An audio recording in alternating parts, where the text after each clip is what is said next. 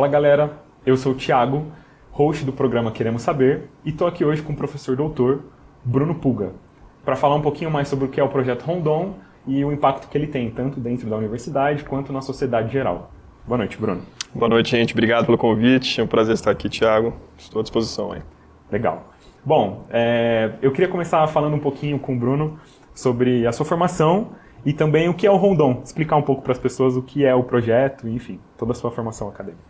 Bom, eu sou economista, fiz universidade em Araraquara, no interior de São Paulo, na Unesp, tenho mestrado e doutorado em desenvolvimento econômico pela Unicamp, tenho pós-doc também pela Federal do Paraná e pela Fiocruz em Minas Gerais, né? Então eu tenho seguido a carreira acadêmica desde que eu entrei na graduação, né? Estou aqui hoje na Univap, muito contente aqui estar aqui, e sou professor do programa de pós-graduação em Planejamento Urbano e Regional, que a gente tem aqui de mestrado e doutorado. Né? Além disso, sou um dos professores aqui que está à frente, vamos dizer assim, dos projetos de extensão. Né? Então, para quem não sabe, a universidade ela tem um tripé, né, que é ensino, pesquisa e extensão.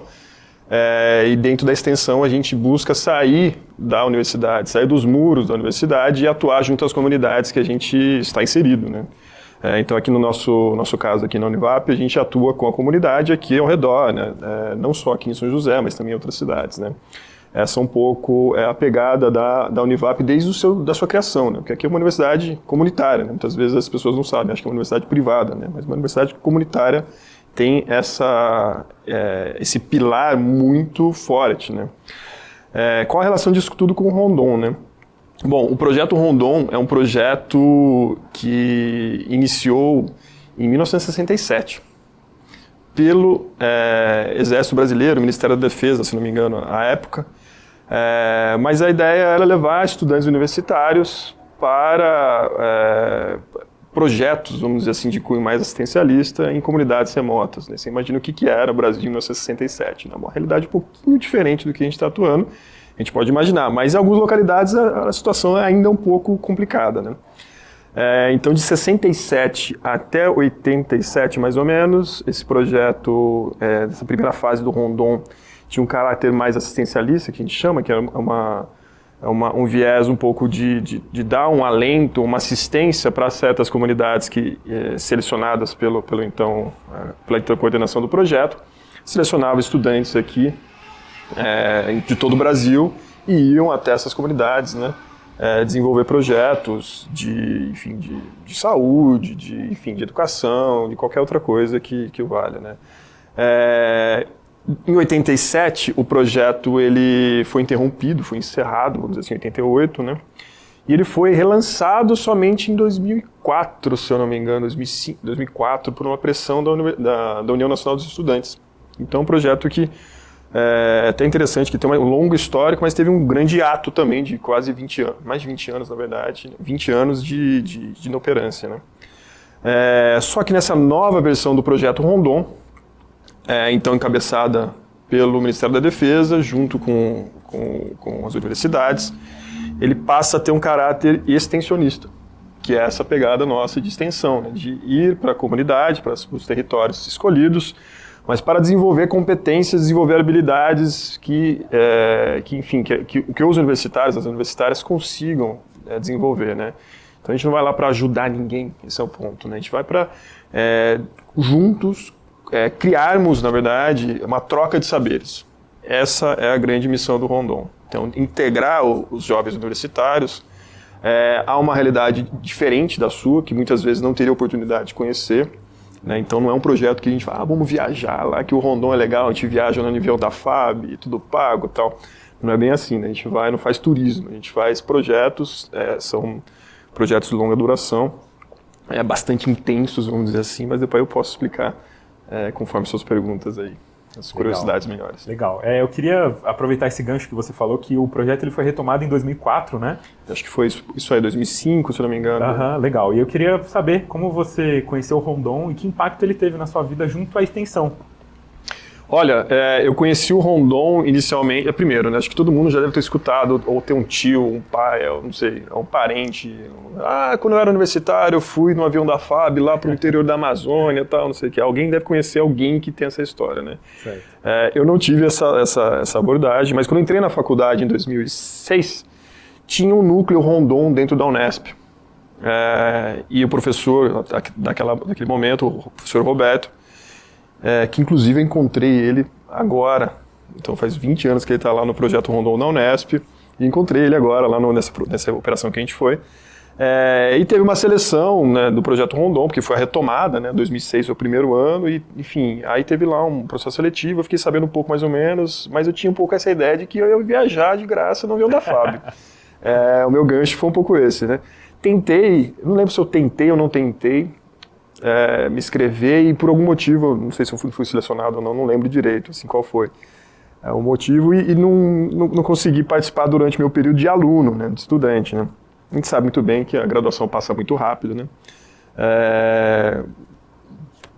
Avançamos um pouquinho, estou aqui como professor, eu entro aqui na universidade e recebo o convite da minha colega, a professora Lidiane Maciel, que estava responsável pela essa operação aqui, que a Univap tinha sido uma das selecionadas e não tive como falar não, né, porque é uma oportunidade única e ímpar, né, então todo mundo que participa do Rondon vira rondonista depois que você cumpre, obviamente, com a sua missão, né, uma missão que a gente tem que cumprir, e fica com essa, vamos dizer assim, para sempre, né, então eu acho que foi muito interessante essa retomada, né, e está num momento interessante, vamos dizer assim, porque a partir, mais recentemente, nos 3 anos para cá, vamos dizer assim, a extensão ela passa a ter um caráter muito mais presente nos cursos de graduação, né? Então, hoje, 10% da carga horária de todos os cursos, pelo MEC, né, pelo Ministério da Educação, ele tem que ter atividades extensionistas, né? Então, a gente não pode sair da universidade sem participar de atividades extensionistas, né? E o Rondon é uma dessas possibilidades que existem para os alunos e alunas para desenvolver essas atividades extensionistas, né? Então, enfim, é uma escola muito, muito importante, né? Legal. Aproveitando esse gancho também do que você falou no início, você disse que o Rondon ele tem uma pegada bem social, né? Que você falou sobre os pilares, né? Pesquisa, ensino e tal. E aí eu queria saber de você, como que você enxerga o impacto desse projeto na sociedade? Olha, só para ter uma noção assim, do que a gente foi, cada operação, o Rondon já teve 91 operações, né? Então a gente já atuou em várias cidades, vamos dizer assim, porque pode ter mais de uma operação por ano, né? E pode ter operações concomitantes, né? Então, legal. Eu não sabia disso, que dá para ter mais de uma. Sim, dá para ter mais uma operação ao mesmo tempo e são 2 chamadas por ano. Legal. As universidades têm que... É concorrido pra caramba, a gente tem que escrever um projeto, a gente tem que defender um projeto, a gente tem que fazer todo um processo de pesquisa para pleitear uma vaga junto ao Rondon. Então não é simplesmente querer. Então a gente é bastante concorrido estar no Rondon como universidade. Passando por essa fase, a gente abre a seleção para os alunos, que é concorrido para os alunos, né? Mas a operação do Portal do Sertão que a gente foi no ano passado, foram 12 cidades do sertão da Bahia. Então a gente foi para 12 cidades, a nossa cidade que a gente foi selecionado chama Itatim, né? Um município pequeno, mas muito bonito, né? Itatim é a capital da escalada. Muito impressionante, recomendo que vocês procurem no YouTube as imagens aéreas de Itatim, não vão se arrepender, parece estar um pouco no Jurassic Park, assim, as imagens de drone e tal, mas é um município, enfim, no meio do sertão baiano, né? Grande parte da população bastante vulnerabilizada, né? Então você tem lá comunidades quilombolas, você tem maior parte da população negra, baixa escolaridade, então você tem desafios sociais muito importantes, né? E no Rondon a gente desenvolve as atividades a partir do diagnóstico que a gente faz das comunidades, né? Então a gente fala assim, para que município que a gente está pleiteando? Para esse município Itatim. Então a gente pega todos os dados sociodemográficos, qual que é o PIB, educação, analfabetismo, enfim, quais são os problemas sociais, vamos à prefeitura, conversamos com o prefeito, com os secretários, a gente faz uma viagem precursora, fazer umas propostas de atividades, depois temos a devolutiva para então a gente começar a desenvolver esses projetos com os alunos, né? Então, e o retorno que a gente recebe das pessoas que que fazem parte do Rondon é impressionante, né? Então é uma coisa que marca vidas. A gente tem a capacidade de mudar vidas, né? E a gente não tem a dimensão disso quando a gente está lá. A gente só vai, vamos dizer assim, cair a ficha do impacto social que essas atividades geram quando a gente começa a se despedir das pessoas, né? Então, porque é um negócio que as pessoas, cara, é impressionante. Eu recebo até hoje o WhatsApp lá do seu Antônio, que é um líder quilombola, analfabeto, lá no interior, que vive de quebrar pedra e paralelepípedo no sol de 45 graus, mandando mensagem de benção, meu filho, bom dia, boa noite, etc. E tal. Então é um negócio que assim, a gente tem um impacto muito grande, né? E para cada um dos alunos e alunas que você vai falar, ele vai falar, meu, mudou minha vida em relação a uma série de coisas. Acho que a primeira coisa que eu posso destacar para os nossos alunos aqui é a questão de que a gente tenta trabalhar muito isso, né? Que em São José dos Campos, onde a gente está, a gente é uma cidade, uma localidade com muitos privilégios, né? A gente tem que reconhecer esses privilégios, né? A gente está numa universidade de ponta, é um privilégio, né? Só que a gente só vai se dar conta disso quando, às vezes, sair um pouco do nosso mundo, né? Então, é um pouco isso. Quando você pisa no território, que você sente realmente ali a força daquelas coisas, que aí você vai entender, começa a fazer as sinapses necessárias para que, putz, eu tenho que mudar o mundo, né? Porque se não mudar o mundo, a gente vai continuar perpetuando essas coisas, essas desigualdades, né? Porque o Brasil, apesar de um país muito rico, é um país muito desigual, né? Então, acho que o Projeto Rondon, ele possibilita exatamente a esses 25 mil alunos que passaram, 25 mil rondonistas que formaram nos últimos anos, esse papel, essa responsabilidade de você ser um agente de transformação social. Não dá para passar assim incólume a experiência do Rondon. Esse é um ponto. Cara, que legal. Legal você falar sobre a palavra responsabilidade, porque a minha próxima pergunta envolve exatamente isso. Porque a gente para ouvir você falar sobre como tem um impacto na vida das pessoas, igual você disse sobre o seu Antônio, por exemplo. E aí eu queria saber para você, enquanto uma pessoa referência, sendo esse professor referência mesmo do projeto e tal, como é passar para os alunos essa responsabilidade, levar até eles esse papel que também, um momento, passa pelos alunos, imagino. Olha, eu acho que é uma coisa que, primeira coisa que fica muito clara para a gente é que a gente não ensina nada, né? É uma coisa que, assim, você ter... primeira coisa, né? Eu nunca fui formado professor, né? Eu fui acadêmico e tal, de repente me tornei professor, né? Então, não passei por um curso de pedagogia, etc. Então, mas muito cedo, vamos dizer assim, eu descobri que, na verdade, o nosso papel é mais como um mediador das coisas, né? Dos saberes, né? Então, a gente tem que co-construir, vamos dizer assim, o saber através dessa troca, né? Então, esse papel, sabe aquele papel do professor que fica lá em cima, com uma hierarquia de poder e os alunos sentados escutando, né? Não funciona muito bem comigo isso aí, né? Então, acho que não só comigo, mas com vários dos nossos colegas aqui, a gente tem essa perspectiva diferente do papel nosso como mediador desse acesso ao conhecimento. Então, da mesma forma como a gente tem que criar essas coisas dentro da sala de aula, a gente não está levando nenhum conhecimento novo para as pessoas, né? Então, a gente mais aprende com eles do que ensina. Então, esse é um pouco o papel nosso, né? Acho que o nosso grande desafio é um pouco alinhar as expectativas, né? Que a gente não vai ensinar nada. A gente vai meio que ter uma troca, né? Ter um diálogo. É um processo dialógico, né? Um processo de pedagogia mesmo, né? Então, como que você tem que estar disposto, né? Você tem que estar disposto ao quê? A escutar as pessoas, a estar aberto a experiências diferentes, a rever conceitos e preconceitos que você tem, que todo mundo tem, isso é fato, né? A reconhecer privilégios, a reconhecer seu papel no mundo, a reconhecer seu papel como agente de transformação social, né? E isso, ele é um processo didático para quem vê, vamos dizer assim, para a gente que como educador, a gente consegue acompanhar a evolução dos alunos e alunas. É impressionante quando chega assim do jeito, mas não é porque a gente fez isso com eles, esse é o ponto, né? Que é isso, é o próprio processo vai evoluindo dessa forma e a gente vai um pouco mediando. Não é fácil, tem conflitos. Né? As pessoas não querem fazer do seu jeito, querem fazer do meu, eu sei demais, eu sei de menos, putz, essa pessoa falou X, Y, Z, né? Então, nosso papel é mais como um irmão mais velho, vamos dizer assim, do que com um mestre, sabe? Aquele negócio nosso, inalcançável, etc. e tal. Né? Legal, legal. Quando você diz também sobre esse lance de ser meio que uma troca, uma via de mão dupla, eu queria te perguntar como é que as sociedades que vocês não sei se eu posso chamar, as comunidades talvez, acho que seja um termo melhor, né? Sim. Como as comunidades recebem o projeto Rondon? Como você vê que as pessoas têm o primeiro contato, assim, vamos dizer? Olha, primeira coisa, né, você tem que convencê-las também de que você está ali para somar, né? Essa é a primeira coisa, né? Não é automático, né? Porque as pessoas às vezes falam assim, mas... Primeira coisa, né? Que é? Imagina você estar lá no interior da Bahia, tal, uma cidade pequena, e eu falo assim, não, a gente é do projeto Rondon, tal, somos estudantes universitários lá de São José dos Campos, né? A pessoa não sabe nem o que você está falando, né? Então, o primeiro desafio nosso é, primeiro, mostrar o que é o projeto. Como que a gente faz isso, né? Tem gente que faz com teatro, vai na praça, começa a mobilizar as pessoas, começa a chamar, faz lá um megafone, então você tem que chamar a atenção da população, né? Chama, como se fosse um circo, né? Então, quando você vai no circo, tá chegando na cidade e tal, e a gente tá todo mundo de uniforme amarelo, chapéu amarelo, uniformizado, e tem geralmente um cara do exército com a gente, acompanhando, então meio que chama um pouco a atenção. Todo mundo quer saber o que tá acontecendo, né?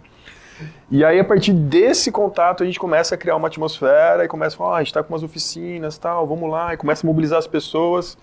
E aí, cada operação, cada grupo tem estratégias, né? Tem gente que mobiliza as crianças, tem gente que mobiliza as mães, tem gente que mobiliza as avós. Cada grupo tem uma estratégia diferente, né? Mas o que importa, assim, não tem um manual, o como fazer para as pessoas, primeiro, permitirem a gente entrar no território. Porque a gente está entrando na casa das pessoas. A gente tem que pedir licença no território que a gente está entrando, né? Então, eu não posso falar assim, estou aqui trazendo o conhecimento para vocês. Se a gente fosse com esse pensamento colonialista, vamos dizer assim, a gente não seria bem-vindo mesmo. Então, o primeiro passo nosso é um de convencimento, vamos dizer assim, pela ação, né? Ó, estamos aqui, temos algumas oficinas, vamos lá aprender uma coisa nova, começa uma troca, começa uma brincadeira tal, e começa a mobilizar as pessoas. Aí os jovens já começam a circular a gente, e aí começa a curiosidade desperta assim, na população, e aí sim é um processo, tem que ser um processo orgânico. Se for um processo muito forçado, tem municípios que a gente sabe que não dá certo, porque às vezes acontece alguma coisa ali, ou as pessoas chegam num tom, sabe, muito, vou mudar a sua vida, meio, sabe, um tom meio inadequado, e é o risco, né? Então, a gente tem essa responsabilidade, vamos dizer assim, de primeiro pedir licença para as pessoas. Estamos entrando aqui no território, tem um apoio da prefeitura, etc. e tal, mas às vezes a população não gosta da prefeitura, às vezes as pessoas que estão lá, então, enfim, uma série de coisas. Que a gente está entrando em territórios, às vezes, que tem conflitos, né? Uma das oficinas lá era em território, vamos dizer assim, que, enfim, tinha um crime organizado, né? Então, e aí, não vai fazer oficina? Ou vai fazer oficina e pede pro cara do exército não ir com a gente? Então, a gente fez isso, né? Então, é isso, né? Apesar de você ter a presença do Estado, você tem o Estado que, assim, tem lugares que são perigosos mesmo. Então, tem toda essa cozinha, vamos dizer assim, do Rondon, né? Que é para até chegar ao prato final, vamos dizer assim, que a gente tenta nunca comentar. Tô comentando ao vivo aqui, obviamente, mas assim, mãe, não escuta não, tá tudo certo, não tinha nenhum perigo não. Pô, legal, cara. Assim, quando você diz sobre esse papel do Estado mesmo, igual você acabou de dar o exemplo, que às vezes o Estado até está presente, mas existem outras coisas, como você disse, às vezes a própria população tem um problema com a própria prefeitura, enfim. Eu queria te perguntar como você enxerga a real relação do governo com o projeto. Olha, porque é isso, né? A gente são diversas instâncias, né? O projeto é desenhado numa esfera federal, né? E aí a parceria das universidades são com as cidades, né? Se a gente vai para uma estratégia mais oficial, vamos dizer assim, só pelos caminhos da prefeitura, pode ser uma estratégia mais fácil, vamos dizer assim, mas você não pode atingir o potencial máximo que você tem ali com a comunidade, né? Então, por isso que uma das coisas que a gente mais aprende no Rondon é, sim, ter um plano, mas também abandonar o plano quando exige. Então, ter flexibilidade. Então, a gente tem que ter um plano, a gente tem que ter um portfólio de ações, tem que ter um cardápio de oficinas, mas também a gente tem que ser estar muito atentos para ter flexibilidade de ler o território e falar, opa, não é isso que a gente tinha pensado uma coisa, a gente tinha conversado com a prefeitura de um jeito, mas não está legal isso aqui não, vamos mudar. Não precisa ser esse preto no branco 100%. Né? É assim, né, óbvio, né, o pessoal que geralmente não gosta muito, né, os militares e tal, mas a gente tem toda a autonomia, a flexibilidade, porque a gente está executando as coisas na prática, né, e a gente vai ser cobrado por isso, esse é o ponto, né. A gente precisa entregar resultados, né, uma missão. Então, uma missão, você propôs A, entregou B, por quê? né? Então a gente não pode ser, acordei com vontade de fazer a aula de circo aqui e vou executar. Não, a gente se prepara durante 6 meses, né, 4 meses para desenvolver essas oficinas. Né? Mas às vezes na hora surgem coisas que você não está programado. E aí como que você faz? A gente consegue fazer isso?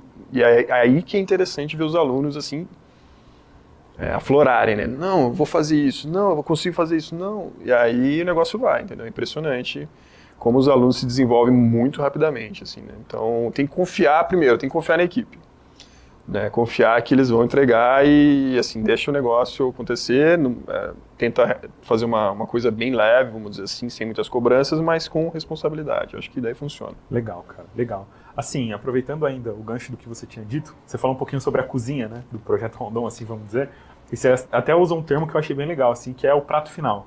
E aí eu queria que você falasse um pouco do que seria esse prato final, como é, por exemplo, a relação que você disse que tem com o seu Antônio, que às vezes te manda uma mensagem, como é todo esse, tanto a entrega quanto o pós de tudo isso, como vocês carregam tudo isso com vocês mesmos.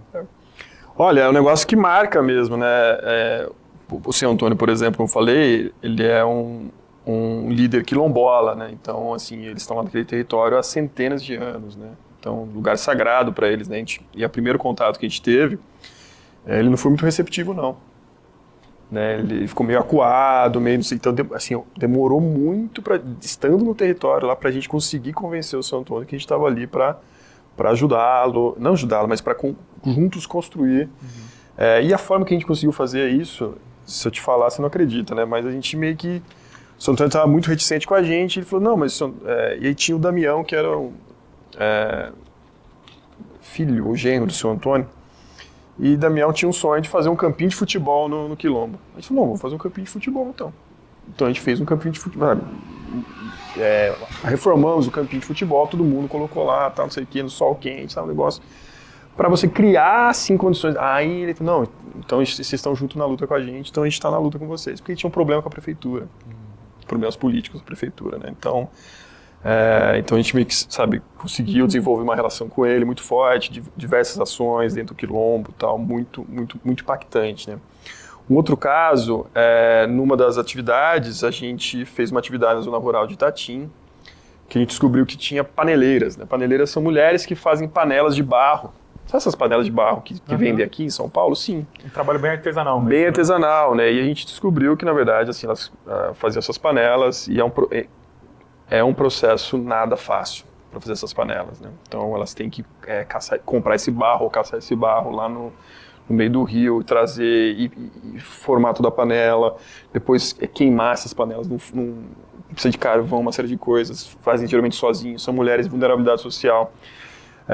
E tinha a Dainha, por exemplo, que é uma das pessoas que a gente teve mais contato, e a gente pegou a Dainha, vamos fazer a rede social da Dainha, vamos vender essas panelas aqui, vamos criar alguma coisa, vamos falar com o pessoal. Então, a partir de alguns sujeitos, vamos dizer assim, algumas pessoas, a gente consegue desenvolver algumas ações, né? Isso tem impactos muito profundos, né? Então, tem uma aluna nossa aqui, a Malu, que fez um TCC dela no passado, foi sobre o Projeto Rondon, na Itatim, né? Então, foi muito bonito o TCC dela, que ela fala assim como... Eu não lembro direito o título, né, mas como que Itatim tinha devolvido a ela a vida, uma coisa muito poética, assim, porque assim, mostrou um pouco a beleza das coisas e tal, né? Então, esse impacto, né? Falando hoje com a Lidiane, por exemplo, fui almoçar com a professora Lidiane, ela falou, uma das nossas alunas de pós-graduação, que faz mestrado, vai estudar sobre as mulheres vulnerabilizadas em Itatim. Então a gente consegue, por exemplo, hoje na nossa pesquisa acadêmica aqui, consegue mesmo manter esses contatos, vamos dizer assim, né? Então, assim como a vida, né? A gente nunca, início e fim, né? A gente se cruza, né? A gente é um fluxo, né, constante, de vai e vem. É um laço, né? Mesmo, né? É um laço que às vezes, mas você fez aquele laço, você construiu aquele laço, tem que manter esse laço, né? E é muito bonito, assim, óbvio, a gente tem toda a nossa jornada, nossa rotina e tal, mas de sempre, quando eu mando algumas lembranças e tal, a gente mandou fotos pro pessoal lá, tem lá na casa das pessoas, tem as fotos, é muito interessante isso, né? Que daqui, sei lá, 20 anos, com alguém passar lá, se meu filho, por exemplo, passar lá em Itatim e for perguntar, com certeza alguém vai lembrar do Projeto Rondon que que tocou ao coração de uma ou duas pessoas lá, mas que tocou alguém, né? Esse é um ponto. Cara, muito legal, porque quando eu te perguntei sobre o prato final, assim, vamos dizer, você me falou, né, sobre essa questão das mulheres que fazem a panela, ou até mesmo do seu Antônio lá com a questão da quadra, enfim. E aí, eu também queria puxar o gancho do começo da nossa conversa, que você disse que conheceu o projeto por volta de 2006, né? Isso. E desde então, acredito que você frequentou bastante, já passou por bastante coisa. Eu queria te fazer uma pergunta um pouco mais pessoal, assim. Por favor. Qual foi uma dessas experiências que mais te impactou, assim? Você olha e fala, meu, caraca, eu não sei, às vezes pode ser a do seu Antônio mesmo, ou às vezes a das mulheres que comercializam a panela, que você até disse, né, que vocês fizeram meio tipo de uma rede social para elas conseguirem comercializar melhor, enfim. Então eu queria saber de você, de uma experiência assim pessoal que você leva consigo, assim, que você fala, meu, isso aqui me marcou pro resto da vida.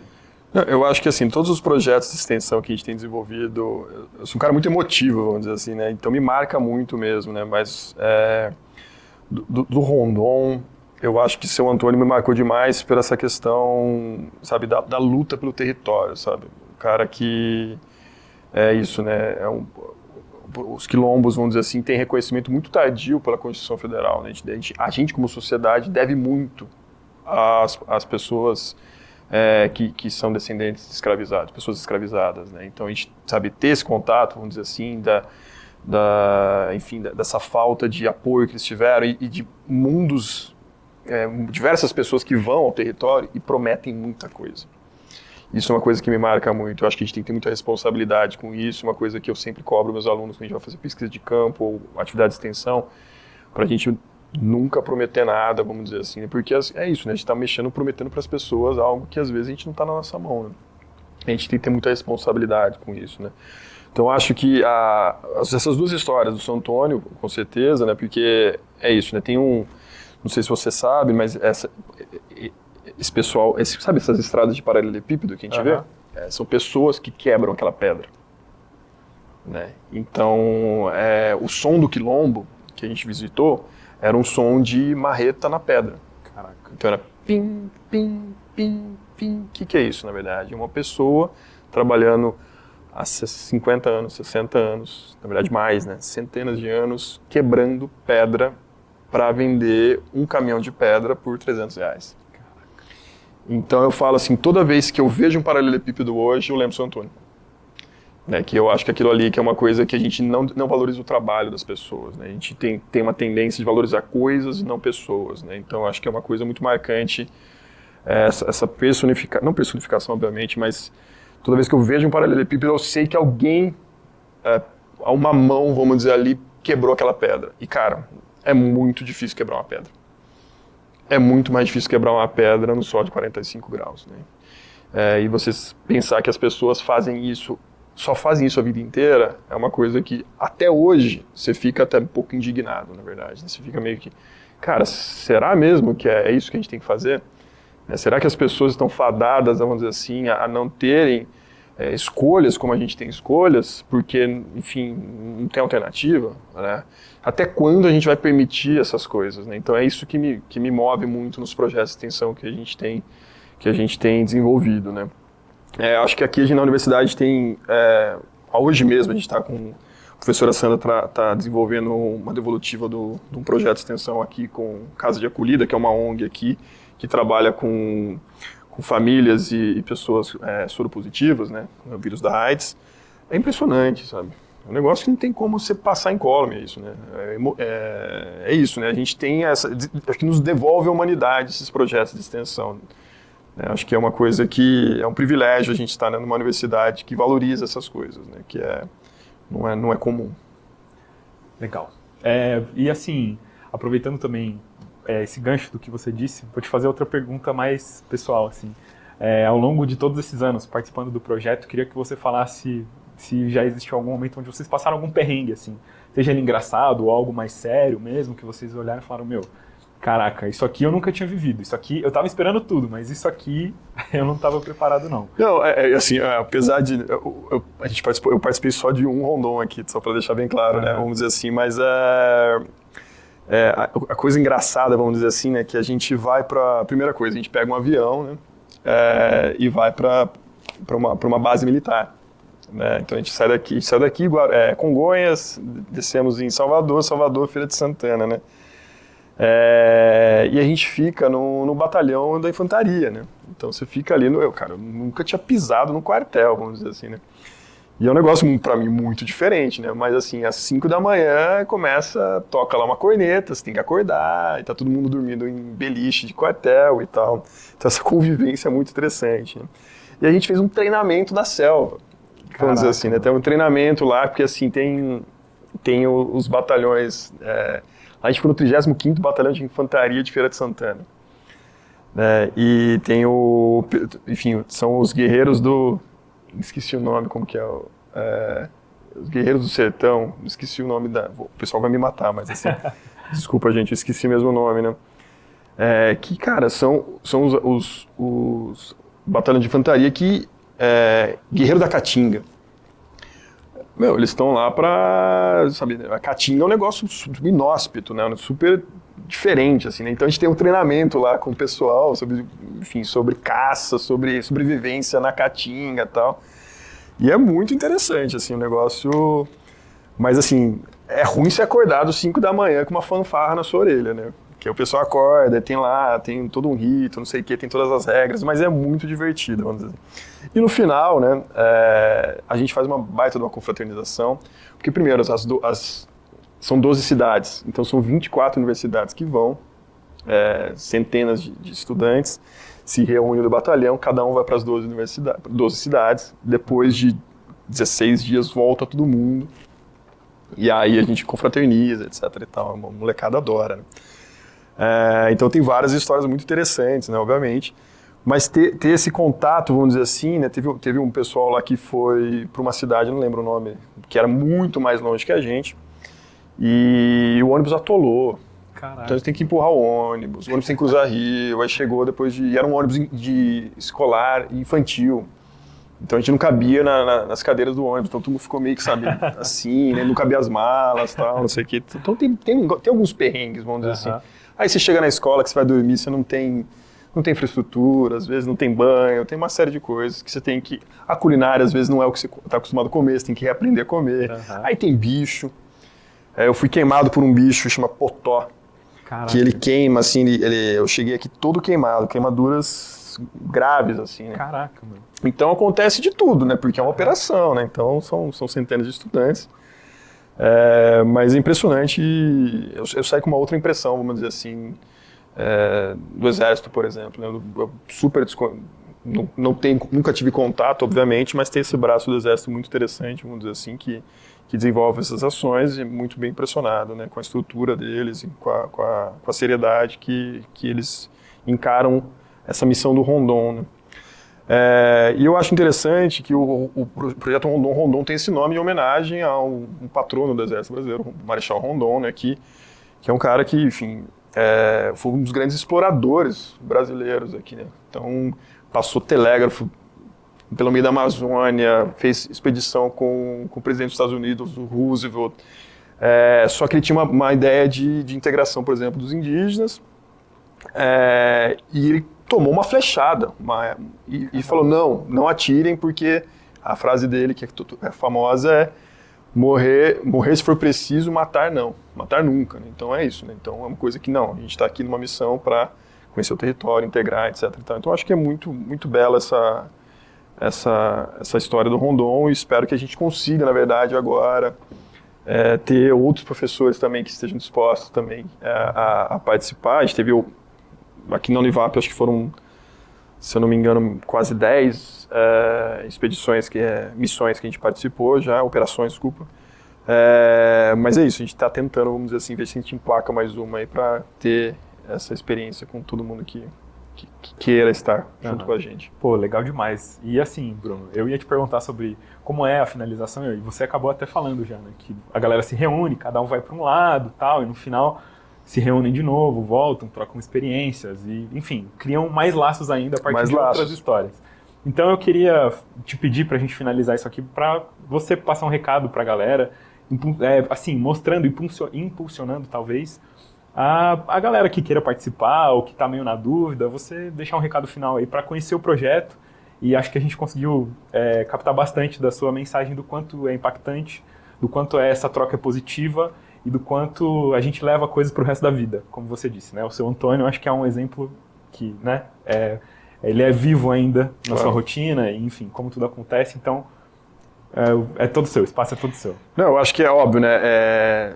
Primeiro, o Rondon, óbvio, a gente quer participar como universidade, obviamente é muito concorrido, né? Como eu falei para você, né? Nessa última edição a gente bateu na trave, né? Foram 12 selecionados, eu acho que a gente ficou em 16º, alguma coisa assim, muito concorrido, né? Então não depende só da nossa vontade, né? Mas a gente faz de tudo para conseguir participar das operações. Óbvio, eu acho que demonstrar o interesse quando tiver essas inscrições abertas, né? Mostrar esse interesse de que para participar. Mas eu acho que, mais do que o Rondon, vamos dizer assim, os projetos de extensão que vocês têm a oportunidade de participar aqui talvez uma amostra da intensidade que é participar desses tipos de projetos, né? Então levem a sério quando eu falo, assim, os projetos assim, com afinco, porque as pessoas estão esperando enfim, um abraço, uma escuta, uma acolhida que seja de nós, né? Então a gente tem muita responsabilidade com a comunidade que a gente está inserido, né? Então, se não for no Rondon, mas se for aqui de um dos projetos de extensão da casa, a gente fazer esses projetos muito a sério, acho que é uma coisa muito importante da gente. E a gente tem feito, enfim, nesses últimos anos aqui, que eu, como falei para você, faz pouco tempo que eu estou indo no VAP, 2 anos, mas é impressionante como os alunos engajam nesses projetos, né? A oportunidade de ter essas vivências de uma forma muito, talvez, que você não teria de outra forma, né? Então, para a gente ficar ligado, participar desses projetos de extensão, participar de projetos voluntários também acho que é importante, porque quando a gente vai selecionar os alunos para as expedições, a gente leva em consideração isso, né? Então, não é só o currículo da pessoa que importa, se é um bom aluno. Bom aluno é o mínimo, vamos dizer assim, né? Tá, mas como que você desenvolve? Quais são as habilidades que você tem, né? Que você consegue trabalhar em grupo? Você consegue ficar 18 dias longe de casa? Você tem um sonho, como que é? Você já participou? Não, porque tem muita gente que fala, putz, meu sonho é participar do Rondon, porque eu vi o fulano indo, tal, não sei o quê. E isso, quando a gente está do outro lado entrevistando as pessoas, já chama um pouco a atenção, entendeu?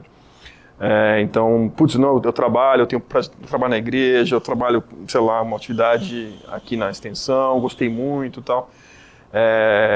Óbvio, se isso for genuíno, né, que dá para perceber quando as coisas são genuínas, quando as coisas são ensaiadas, né?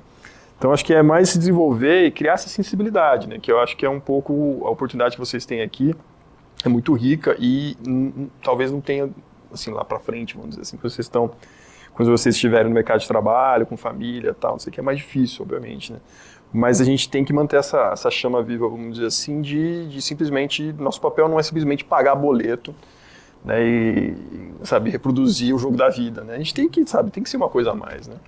Eu acho que tem que ser, né? Senão é uma coisa, né, muito tranquila, né? Então, vamos tentar explorar as potencialidades que a gente tem, transformar a realidade que a gente vive, né? A gente não precisa ir para longe para resolver isso, né? A gente tem aqui, a comunidade aqui do lado, aqui, que precisa da nossa ajuda. Sim. Né? Aqui em São José dos Campos, nas cidades mais ricas do país, né? Tem uma série de coisas que a gente consegue fazer ao nosso alcance aqui, né? Então, a gente está preparado para isso, para que quando surgir a oportunidade de vocês estarem junto com a gente no Rondon, que vocês já estejam, assim, preparados, vamos dizer assim, em termos de espírito, né? Porque habilidades, técnicas, todo mundo tem, né? A questão são mais as sociais e de espírito mesmo, assim, sabe? De ter essa vontade genuína de mudar a vida das pessoas mesmo, mas principalmente a sua, né? Eu acho que é um pouco isso, né? A gente vai acha que vai para ensinar alguma coisa e volta um eterno aprendiz, né? Isso é um pouco a lição que fica para mim, pelo menos. Pô, legal demais. Galera, espero que vocês tenham gostado do programa de hoje. O Queremos Saber fica por aqui. Espero que vocês também reflitam sobre o projeto, enfim, se sintam mais interessados e que, né, quando chegue o momento de acontecer de novo um projeto Rondon, que você possa participar também. É isso, gente. Ficamos por aqui. Obrigadão, Bruno. Agradeço. Até mais, galera. Tchau, tchau.